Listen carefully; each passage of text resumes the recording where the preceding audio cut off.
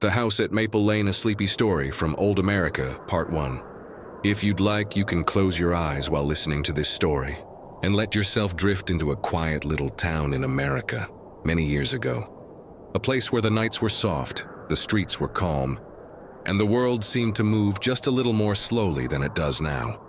It was the autumn of 1958, in a small American town called Willow Creek, tucked somewhere between rolling cornfields, long country roads, and a sleepy railroad line that curved past the edge of town like a ribbon disappearing into the dark. Willow Creek was not a place that many people had heard of. It didn't have bright city lights or tall buildings or the noise of busy traffic. It had only a handful of streets, a church with a white bell tower, a grocery store with wooden floors that creaked when people walked over them, a diner that served hot coffee from sunrise to late evening, and rows of old houses with porches, rocking chairs, and warm yellow lamps glowing softly in the windows after sunset. If you stood in the middle of Willow Creek at night, you could hear almost everything. You could hear the rustle of dry autumn leaves moving across the sidewalk in the cool wind. You could hear the distant chirping of crickets in the grass. You could hear the low whistle of the evening train far away, passing through the countryside, soft and lonely but never frightening, only comforting, like a sound that had always been there and always would be. And if you listened very carefully, you could hear the old maple trees lining the streets, their branches swaying gently overhead, brushing against one another in the night air with a whispering sound, as if the town itself were quietly telling a bedtime story. At the end of Maple Lane, on the quietest street in town, stood a little white house with green shutters and a porch that wrapped around the front like open arms. It was not the biggest house in Willow Creek, nor the newest, nor the fanciest. In fact, if you saw it during the day, you might think it looked simple, maybe even ordinary. But there was something about it at night, when the porch light glowed amber against the darkness, and the curtains moved gently in the windows, and the maple tree beside the front steps dropped its red and gold leaves across the path. The house seemed to belong to another time. A softer time, quieter time, a time when evenings lasted longer and people never hurried quite so much. That house belonged to Eleanor Hayes. Eleanor was 32 years old, though many in Willow Creek said she carried herself with the calm patience of someone much older. She had kind eyes, chestnut brown hair that she usually pinned up at the back of her head, and a voice so gentle that even when she was simply saying good morning, it sounded like she was trying not to disturb the air around her. She had lived in Willow Creek for almost her entire life. She had been born in the room upstairs, facing the maple tree. She had learned to read by the front window while her mother shelled peas in the kitchen. She had spent summer evenings on the porch steps with a glass of lemonade in her hands, counting fireflies in the yard. She had listened to rainstorms tapping against the roof while tucked under blankets in winter. And now, after the passing of both her parents, the little white house on Maple Lane belonged to her alone. But alone did not always mean lonely. In Willow Creek, solitude had a different feeling than it did in the city. It wasn't empty. It was peaceful. It was the sound of a kettle beginning to sing on the stove. It was the sight of lamplight glowing over a worn armchair. It was the familiar creak of old floorboards in a house that knew your footsteps by heart. Eleanor worked at the town library, a small brick building just off Main Street, where shelves of novels and history books stood beneath tall windows, and the scent of old paper and polished wood lingered in the still air from morning until closing time. The library was her favorite place in Willow Creek, second only to home.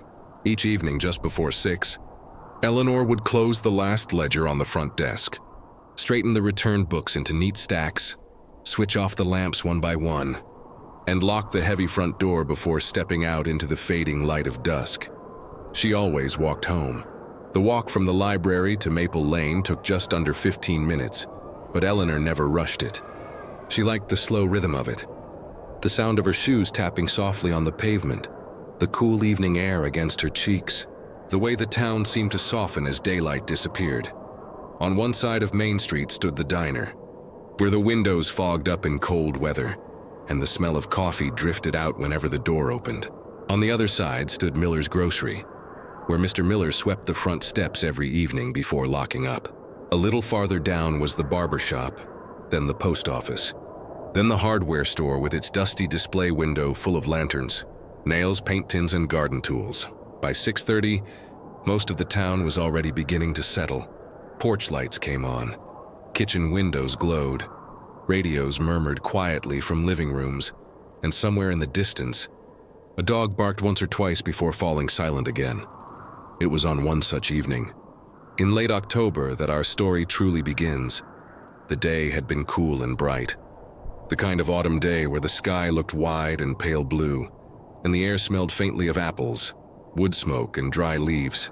Eleanor had spent the afternoon shelving returned books and helping Mrs. Davenport, one of the oldest women in town, search for a cookbook she claimed to have borrowed in 1947 and perhaps never brought back. By the time the library closed, the sun had already sunk low behind the trees, painting the windows with a tired orange light. Eleanor put on her coat, wrapped a knitted scarf around her neck, and stepped outside with a small paper bag tucked under one arm. Inside the bag were 2 apples, a loaf of brown bread from the bakery, and a tin of tea she had picked up from Miller's grocery earlier that morning. She paused on the library steps for a moment, as she often did, just to take in the evening. The town looked beautiful at that hour. Not exciting, not grand, not extraordinary, just beautiful in the simplest way. The street lamps had begun to flicker on, one by one, casting soft golden circles onto the sidewalk. Fallen leaves gathered near the curb in small, rustling drifts. A pickup truck rolled slowly past, its headlights warm against the dusk. Somewhere nearby, someone was playing a piano with the window cracked open, and the music floated into the street so softly that it almost blended with the wind. Eleanor smiled to herself and started walking home. She passed the diner first. Inside, the stools at the counter were half full. Men in work jackets sat over bowls of stew and cups of coffee, talking in low voices about the weather, the harvest, and the possibility of rain before Sunday. Behind the counter, Ruth Parker, who had run the diner since before Eleanor could remember, moved from table to table with a coffee pot in one hand and a dish towel over her shoulder. Ruth saw Eleanor through the window and waved. Eleanor waved back.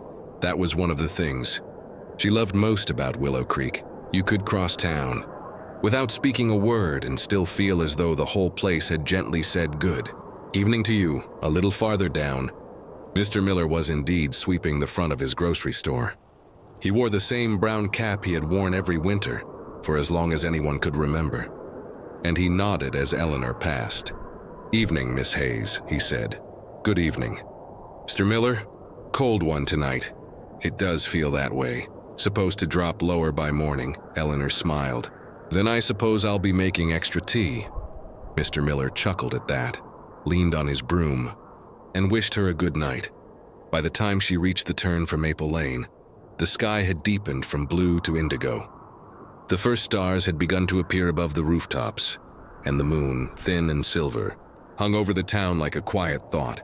Maple Lane was darker than Main Street, but Eleanor liked it that way.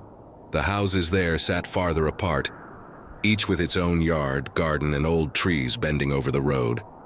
The sidewalks were uneven in places, lifted by roots that had been growing beneath them for decades. Dry leaves scattered across the path in soft little spirals as the wind moved through. When Eleanor reached her gate, she paused again, as she always did, to look at the house. The porch light was on, because she had left it burning before she went to work that morning.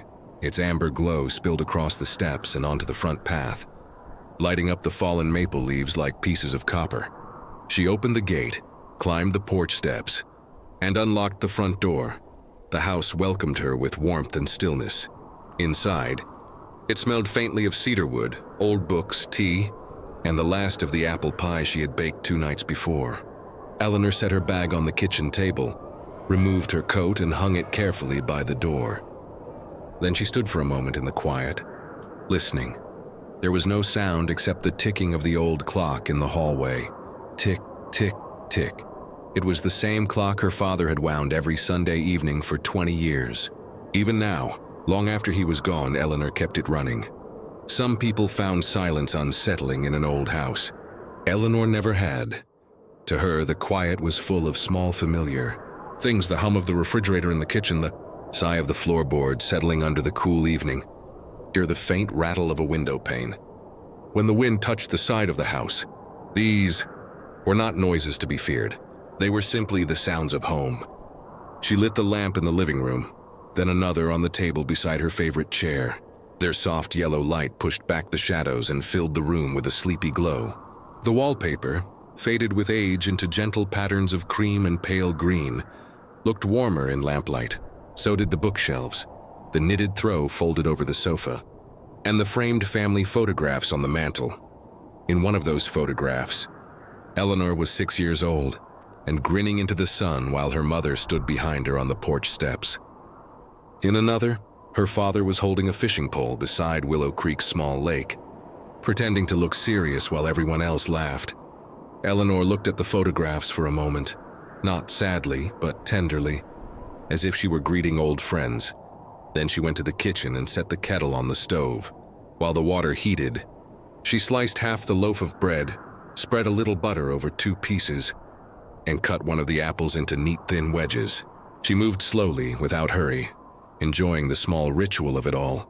The soft knock of the knife against the cutting board, the smell of fresh bread, the sound of the kettle beginning to murmur before it boiled. When the tea was ready, she carried the tray into the living room and set it down beside her chair. Outside, the wind brushed against the windows. Inside, the lamps glowed softly. Eleanor tucked her feet beneath a wool blanket, opened a book, and let the evening settle around her. For a long time, nothing happened at all, and that was exactly how she liked it. She read 3 chapters of a novel set in New England. She sipped tea. She listened to the wind.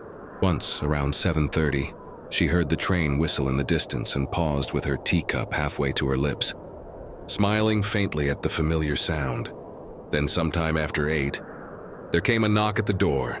Not a loud knock, just 3 soft taps. Eleanor looked up from her book. The clock in the hallway ticked on.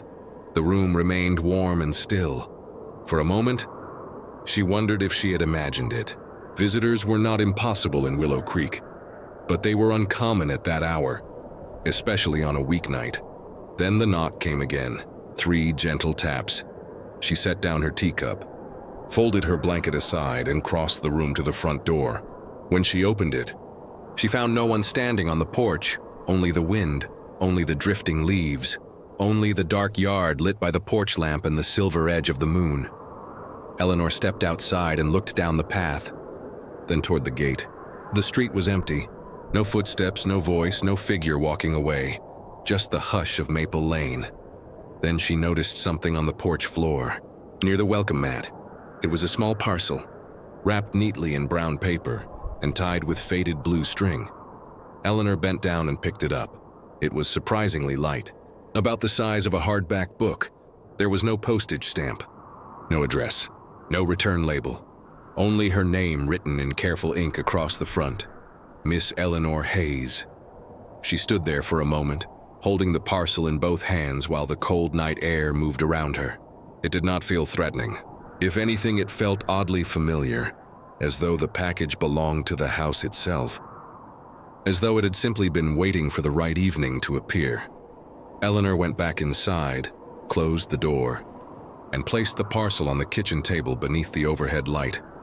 The brown paper was old, slightly brittle at the corners, and tied with a knot so careful and neat that she almost hated to undo it. But curiosity, gentle though it was, had already begun to stir inside her. She untied the blue string first and laid it aside. Then she peeled back the paper.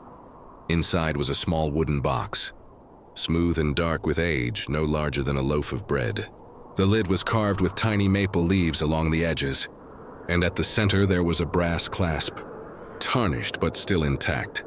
Eleanor's fingers paused above it. She knew this box, or at least, she felt that she knew it. There was something about the grain of the wood, the carved leaves, the brass clasp, something that tugged at the back of memory like a thread being slowly drawn through fabric. She sat down at the table and looked at it for a long moment. Then, very gently, she lifted the clasp, The lid opened with the faintest creak.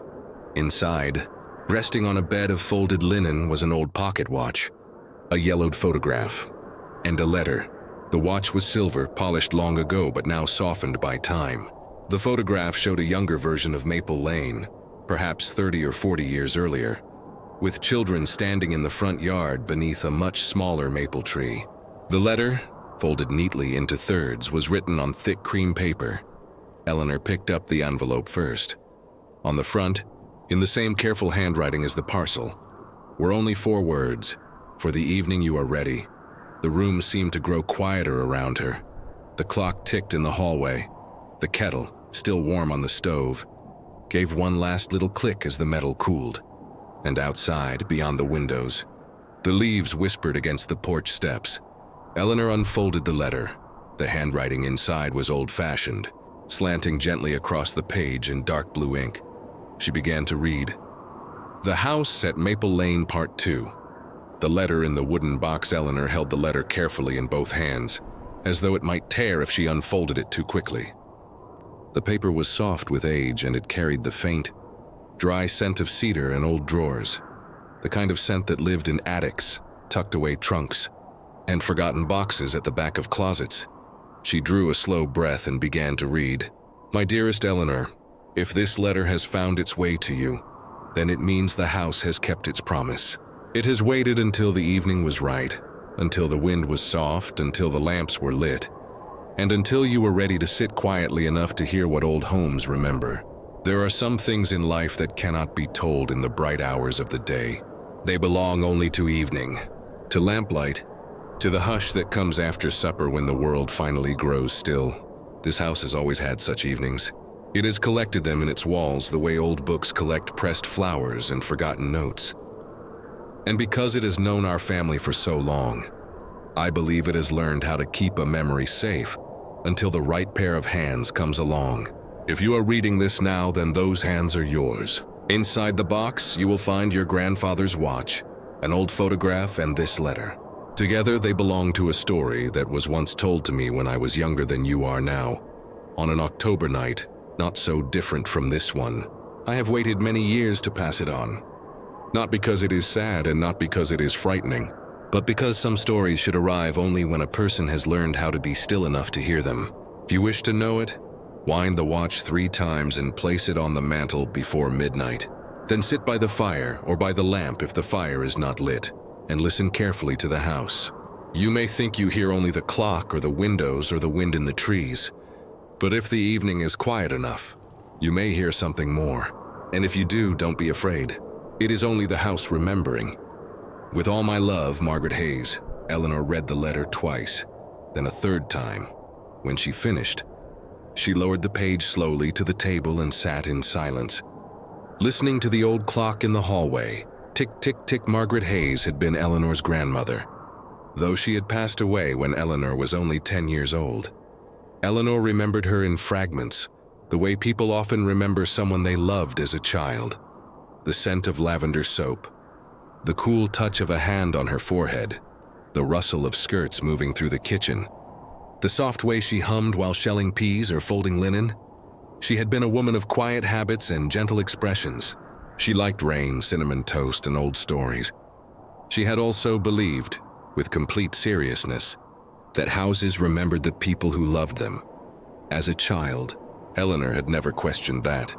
She had only nodded and listened, tucked beneath quilts on winter nights while her grandmother spoke in a calm voice about old family things, about how the front porch had once been painted blue instead of white, how the maple tree had been planted by Eleanor's great-grandfather, and how the hallway clock seemed to run better when someone in the house was happy. Back then, it had all seemed perfectly ordinary, but now, sitting alone in the kitchen with the letter spread before her and the old wooden box open under the light, Eleanor felt a soft and curious unease. Not fear, never fear, but a strange awareness that the evening had somehow deepened around her. As though the house were listening too, she picked up the pocket watch. It was cool and heavy in her palm, the silver case marked with the faint scratches of long use. When she pressed the tiny latch, the cover opened with a small click. revealing a cream-colored face and slender black hands frozen at 12 minutes past 9. Inside the lid, engraved in delicate lettering, were the words, "To Thomas. For every road that brings you home." Thomas Hayes had been Eleanor's grandfather. She knew very little about him. He had died before she was born, and in the house there were only a few photographs of him. One in a wool coat standing beside a train platform, another in shirt sleeves repairing a fence, and one faded picture in which he sat on the porch steps with a sleepy hound dog leaning against his boots. He had worked for the railroad. Eleanor knew that much. Not as an engineer, but as a station clerk in the next county over. He had taken the train to work each morning for years, carrying this very watch in his vest pocket. She turned it over in her hand and looked again at the photograph from the box. The little white house was unmistakable, though younger somehow, as if the paint were fresher and the porch straighter. The maple tree in the yard was only half its current height, and in front of it stood 4 children, all squinting in the sunlight. One of them had to be Margaret as a girl. Another, perhaps, was Thomas. The others she couldn't place. On the back of the photograph, written in pencil so faintly she had to hold it close to the lamp, were the words, "Summer, 1921, Maple Lane, the day before the long rain." Eleanor traced the sentence with her thumb. The day before the long rain. It sounded less like a label and more like the title of a story someone had once told and then forgotten to finish. She looked back at the letter, wind the watch 3 times, and place it on the mantel before midnight. It was an odd instruction, certainly. The sort of thing a more practical person might have laughed off and tucked away in a drawer. But Willow Creek was a town where old habits lasted longer than logic. And Eleanor herself had spent too many years in the company of books to dismiss a mystery simply because it arrived in an unusual shape. Besides, there was something deeply comforting in the thought of following her grandmother's words exactly as they were written. It felt less like superstition and more like continuing a family ritual whose meaning had simply gone quiet for a while. She rose from the kitchen table and carried the watch into the living room. The lamp still glowed softly, warming the wallpaper and the worn edges of the rug. Her book lay open where she had left it on the side table, beside the teacup now half empty and cool. On the mantel above the fireplace stood the familiar arrangement of framed photographs, a porcelain vase and the brass candlesticks her mother had polished every Christmas Eve. Eleanor wound the watch 3 times. The tiny key turned smoothly beneath her fingers. 1, 2, 3. Then she set the watch on the mantel, just beside the photograph of her parents on their wedding day. For a moment, nothing happened. Of course nothing happened, she told herself with a faint smile. Why should it? And yet she remained standing there, hands loosely clasped, eyes resting on the watch as if waiting for it to breathe. The house answered only with its ordinary sounds. The clock in the hallway, the soft hum of the refrigerator from the kitchen, the whisper of wind touching the windows. Still, the room felt subtly altered. Not changed exactly, just attentive. Eleanor sat back down in her chair and pulled the wool blanket over her knees. She considered returning to her novel, but found that the words no longer wanted to stay still on the page. Her thoughts kept drifting back to the letter, to the box, to the photograph labeled "The Day Before the Long Rain." Outside, the wind grew slightly stronger. The branches of the maple tree brushed the front of the house with a hush, like someone sweeping a hand across heavy curtains. The town beyond Maple Lane had settled. Fully into night now. No cars passed, no voices rose from the street. Even the dog that sometimes barked 2 houses down had fallen quiet. Was the sort of stillness that belongs only to small towns long after supper, when every porch light glows gently and every family has already disappeared behind drawn curtains and kitchen windows. Eleanor glanced at the clock. 9:15. The night stretched ahead of her with no demands and nowhere to be. She could, if she wanted, make another cup of tea, finish her book, and go to bed by 10:30. She could leave the mystery of the box for another evening, but she didn't want to. Not tonight. Tonight felt as though it had been waiting for her. So instead, she stood again, fetched a fresh blanket from the sofa, and made the room even cozier than before. She lit the fire with slow care, placing kindling beneath 2 split logs and coaxing the first small flame until it caught. Soon the hearth gave off a soft warmth and the room filled with the gentle crackle of burning wood. Then she returned to the kitchen, reheated the kettle, and prepared another pot of tea, strong black tea this time, with a little honey stirred in. She sliced the second apple, spread a bit of jam on a piece of bread, and carried everything back to the living room on the old wooden tray her father had once made in his workshop. By the time she settled into the chair again, the house seemed wrapped in layers of quiet comfort. Firelight flickered low against the walls. The lamp on the side table glowed golden over the open letter. The watch sat on the mantel, silent and silver, and outside the October wind moved through Willow Creek like a long, unhurried sigh. Eleanor sipped her tea and waited. At first, she didn't know what exactly she was waiting for. A sound? A memory? A sudden understanding? The letter had said to listen carefully to the house, but houses, she thought, were always speaking in small ways. The trouble was knowing which sounds belonged to the night and which belonged to something older.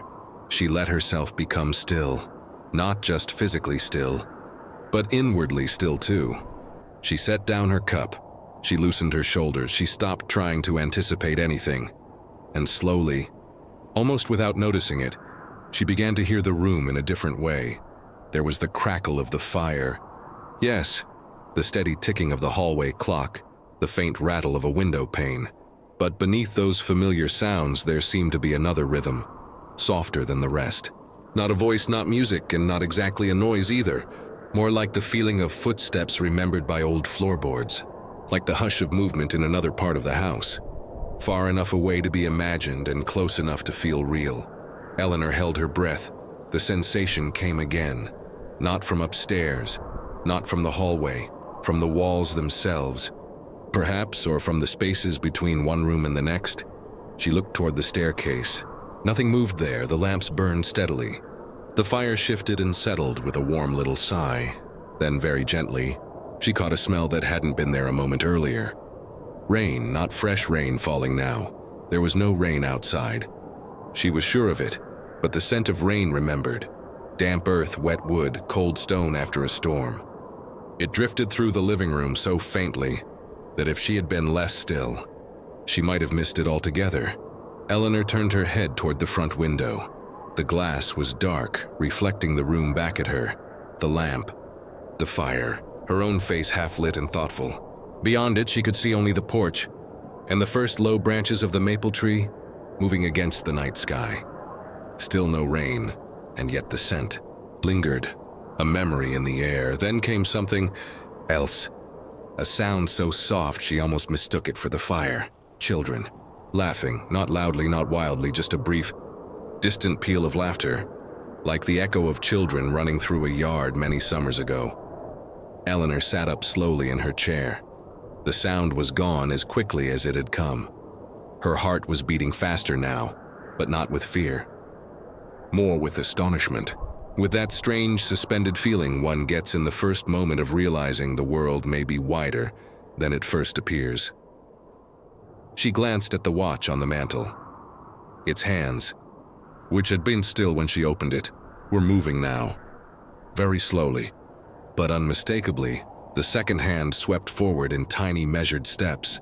Tick, tick, tick, and with each tiny movement, the room seemed to draw a little farther away from the present. The firelight softened. The lamp glow deepened. The house around her grew fuller somehow, as if invisible layers of time were settling gently over the furniture, the photographs, the curtains, the rug. Eleanor looked down at her own hands folded in her lap, and had the oddest sensation that she was sitting in 2 evenings at once. This one, October 1958, warm tea, a crackling fire, and another one, older and rain-soaked, waiting just beneath it. She closed her eyes for a moment. When she opened them, the living room was the same, and not the same at all. The wallpaper looked brighter, less faded. The rug near the fireplace seemed newer, its colors deeper. The brass candlesticks on the mantel shone as though they had just been polished. Even the air felt different, warmer, heavier with the scent of lamp oil, wet wool, and fresh bread. Eleanor's breath caught softly in her throat. on the table beside the sofa, where only moments before there had been nothing but her teacup and book. There now sat a child's red hair ribbon and a small tin toy horse with one wheel missing. She stared at them. She had never seen them before, or perhaps she had many years ago, in a drawer or box now forgotten. The house had not changed into something strange or frightening. It had only become younger, younger by decades, younger by memories. The laughter came again, a little clearer this time, followed by the muffled sound of running feet overhead. Then a woman's voice, gentle but firm, calling for someone to come wash their hands before supper.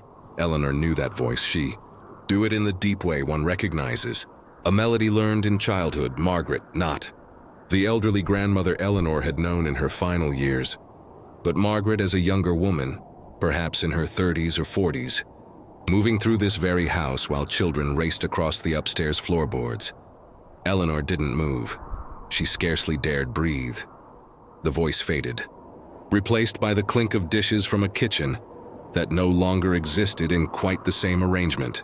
A chair scraped across a wooden floor. Somewhere a screen door banged softly shut.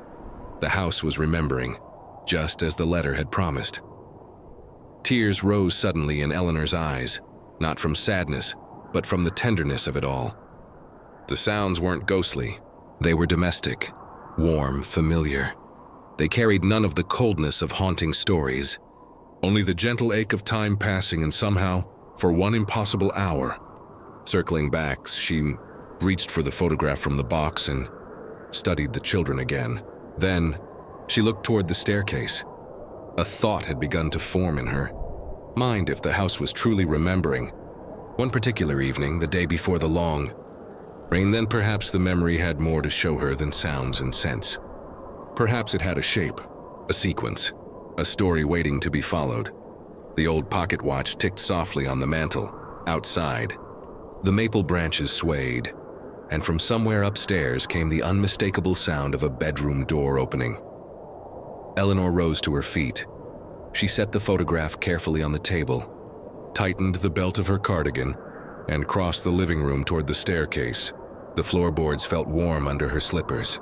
As she reached the bottom step, she paused and laid a hand on the polished banister worn smooth by generations of fingers. The wood felt almost alive beneath her palm. Not warm exactly, but full of presence, as if the house knew where she was going and approved. She climbed the stairs slowly, one step, then another. The hallway above was dimmer than the living room, lit only by the low amber glow of a wall sconce halfway down the corridor. Eleanor was certain that light hadn't been burning earlier, yet now it shone softly against the wallpaper, illuminating framed landscapes and a narrow runner rug that looked far less faded than it had that morning. Halfway down the hall stood the room where Eleanor had been born, the room facing the maple tree. Next to it was the smaller guest room. At the very end, near the attic door, was the room that had once belonged to her grandparents. The open door she had heard was coming from there. Eleanor walked toward it, her steps quiet, her heart steady but alert. The closer she came, the more distinct the sounds became. The rustle of someone moving inside, the faint scrape of a drawer. And under it all, a low steady patter, not on the roof, not yet. But somewhere in the distance, rain approaching, the long rain. Perhaps. She reached the doorway and stopped. The room beyond was empty. Empty of people, at least, but it was not empty of life. A lamp burned on the bedside table, casting a mellow circle of light across a neatly made bed, covered with a quilt Eleanor had never seen before. On the dresser sat a hairbrush, a glass bottle of perfume, and a stack of folded handkerchiefs. Beside the window stood a leather suitcase, half packed with clothes that looked as though someone might return any moment to finish arranging them. On the bed lay an envelope, plain cream paper.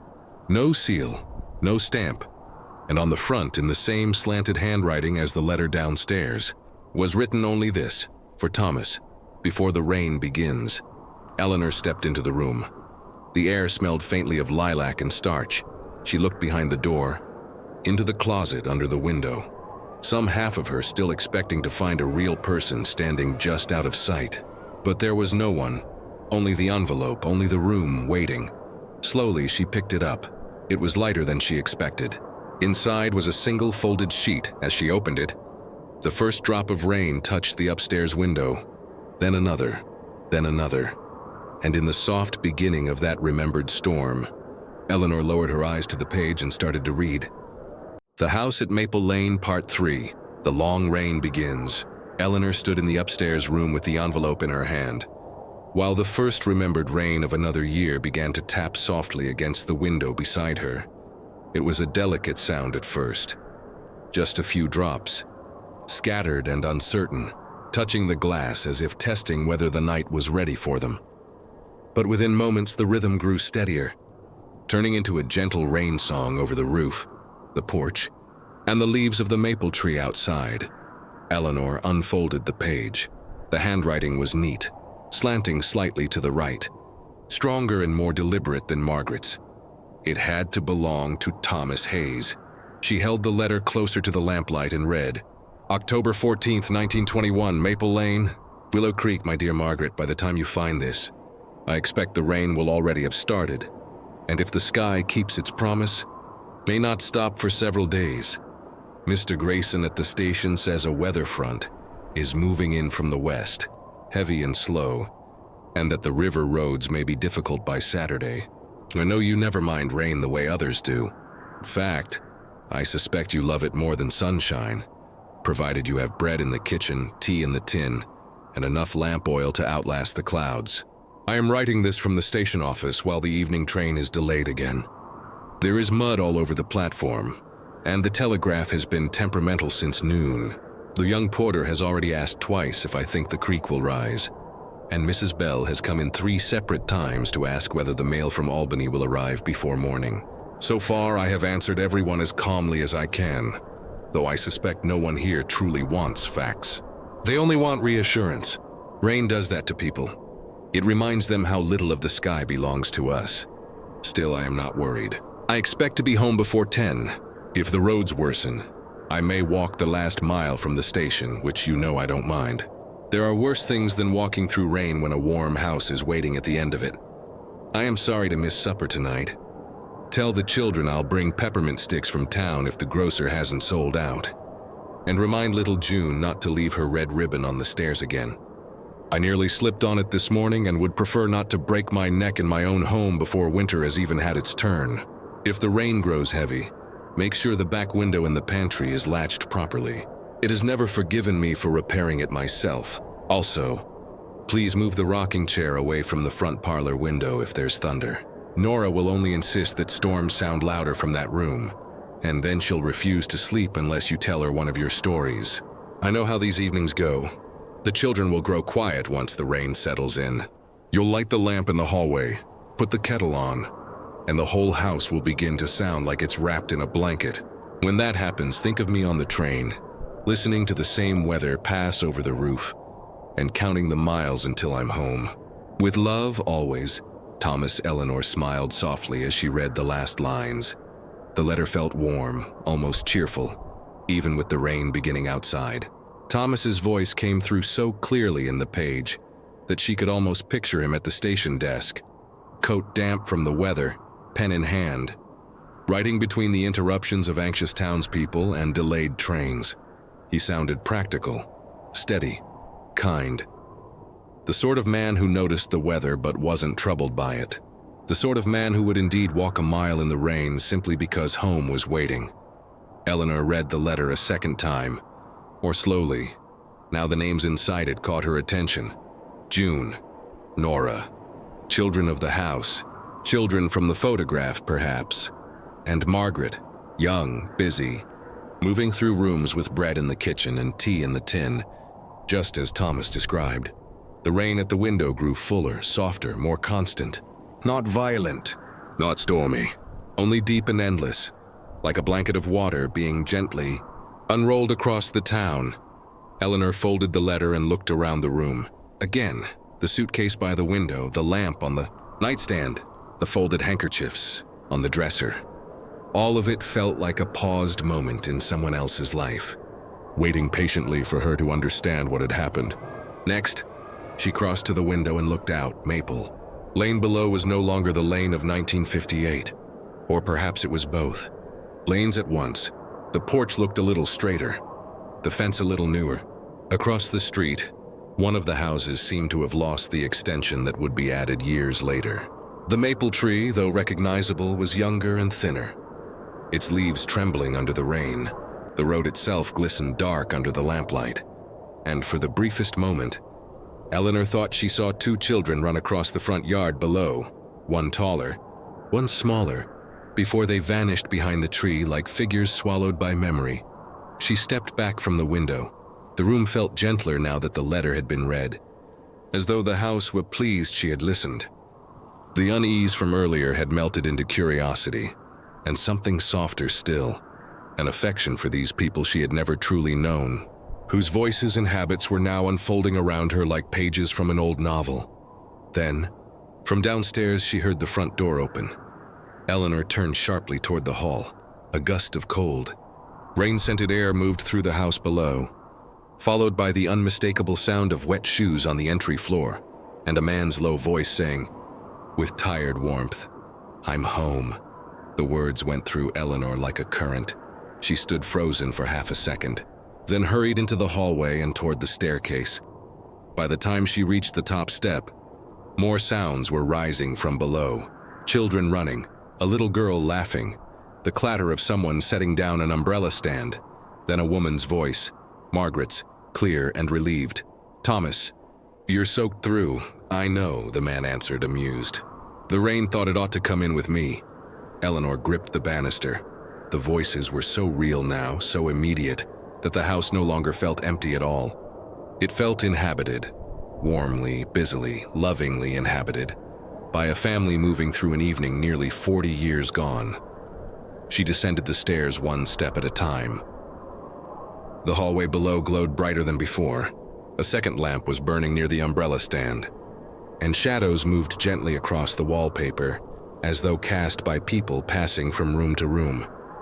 When Eleanor reached the bottom, she could hear them clearly from the kitchen.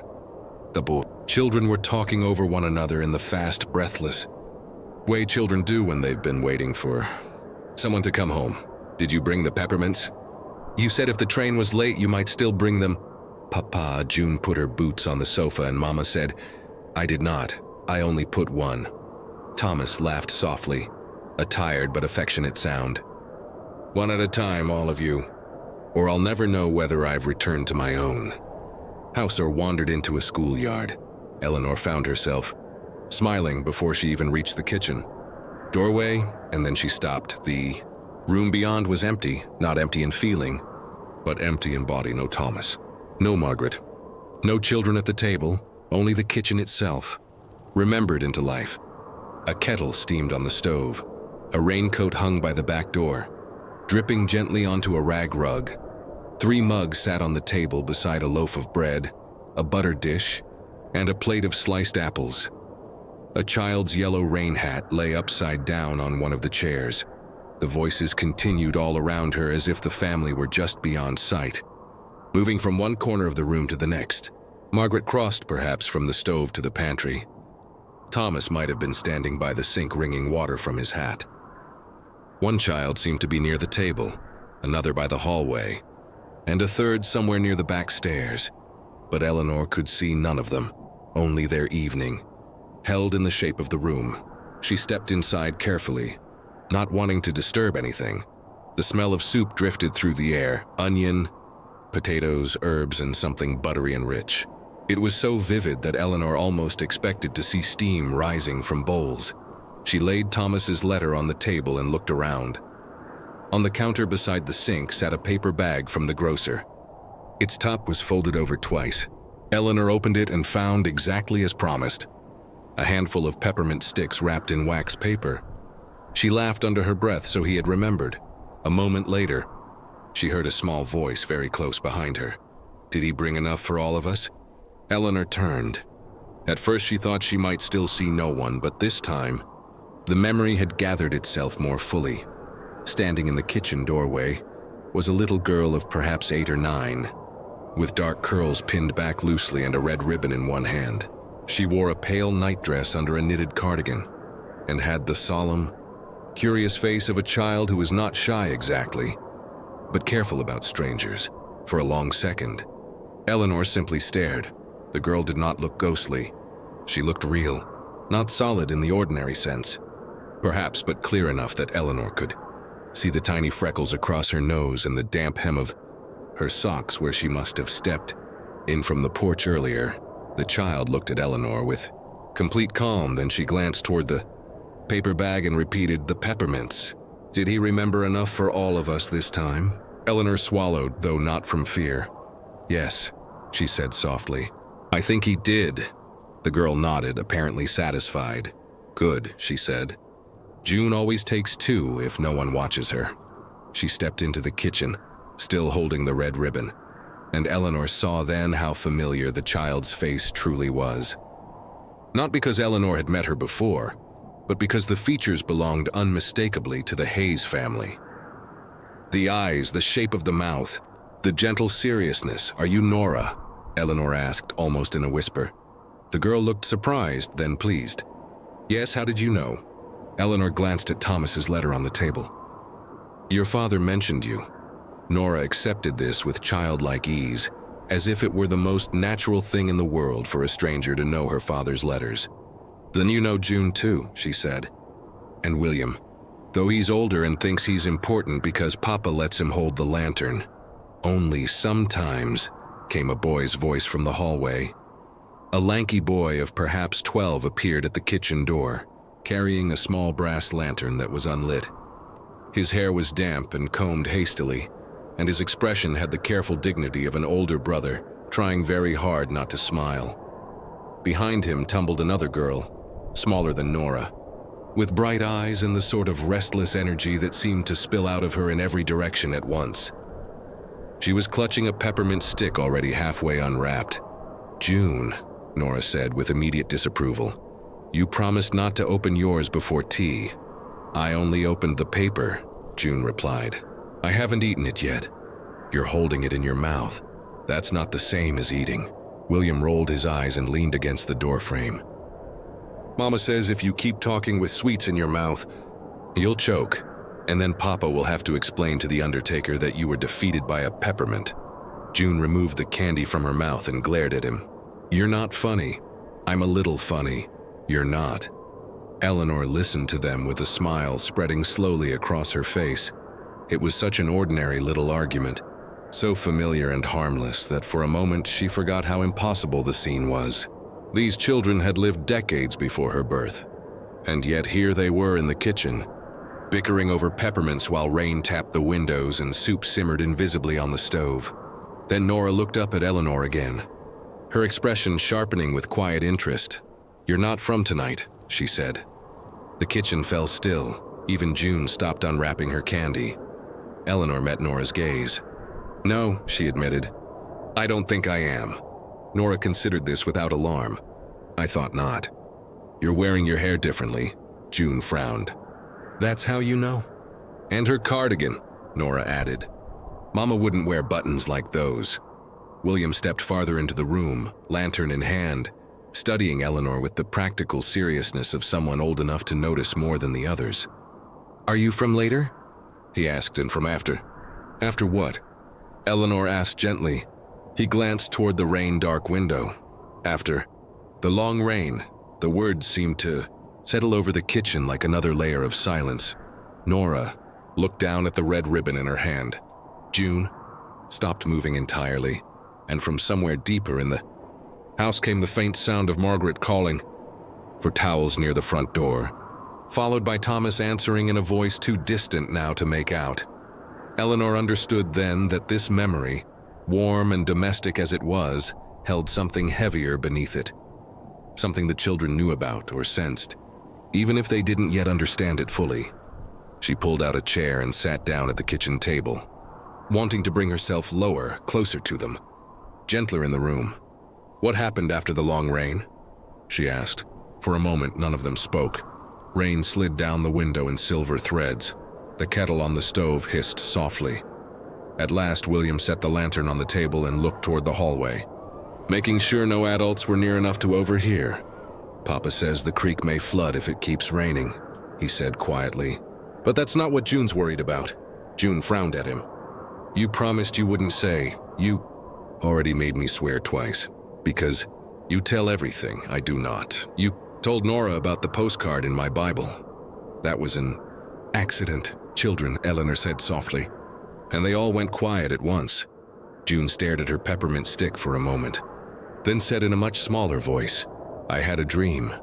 Nora moved to stand beside her sister, one hand resting lightly on June's shoulder. What kind of dream? Eleanor asked. June twisted the candy wrapper between her fingers. About the house. Eleanor waited. June glanced toward the ceiling as though listening to the rain on the roof.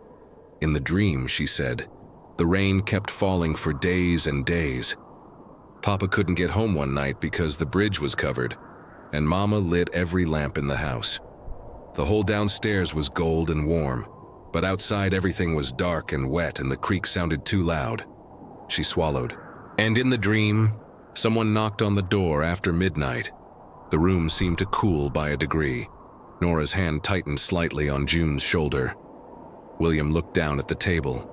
Eleanor kept her voice calm. Who was it? June shook her head. I never saw. But I knew the house didn't want Mama to open it. The words lingered in the air. Not because they were frightening. Exactly, but because they carried that particular weight children's dreams sometimes have.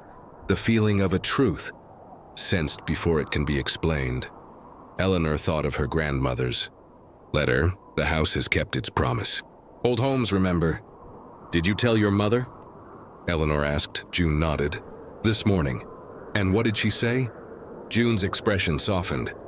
She said dreams are like weather vanes. Sometimes they point nowhere, and sometimes they turn because a real storm is coming. That sounded very much like Margaret. Eleanor smiled faintly. A wise answer. She also said, Nora added, that if the rain keeps us inside tomorrow, she'll let us build a blanket fort in the front room. That somehow broke the heaviness of the moment. June brightened at once. William groaned and said the fort would only collapse because June never stacked the cushions properly. And Nora began defending her sister's engineering skills with great seriousness. The kitchen filled once more with ordinary family sound. Eleanor listened to them, letting the warmth of it settle into her. Perhaps that was what made the next moment so striking, because in the middle of all that harmless chatter, every lamp in the room flickered just once. The children fell silent. Rain beat a little harder at the window, and from somewhere near the front of the house came a single, unmistakable knock at the door. Not loud, not hurried, just 3 measured taps. Nora's face went pale. June clutched the peppermint stick so tightly the wrapper crinkled in her fist. William stood up straight, older brother dignity vanishing in an instant. Eleanor herself felt a chill move through her, though she could not have said why. From the hallway, Margaret's voice called, Thomas? Are you expecting anyone? And Thomas, from somewhere near the coat rack, answered, At this hour? No. The knock came again. 3 slow taps. No one in the kitchen moved. No one seemed to breathe. Eleanor rose from the table. She did not know whether the memory would allow her to interfere, whether she was merely witnessing a night that had already happened, or whether the house, for reasons of its own, had invited her here because something once needed to be seen differently. But she knew one thing with complete certainty. This was the moment the children had been waiting for, the moment June had dreamed, the moment after which the house would remember the rain forever. Another knock sounded through the hall, and with the fire warm behind her, the peppermint bag on the table, and the soft, terrified eyes of 3 long-ago children fixed on her face, Eleanor stepped out of the kitchen and walked toward the front door.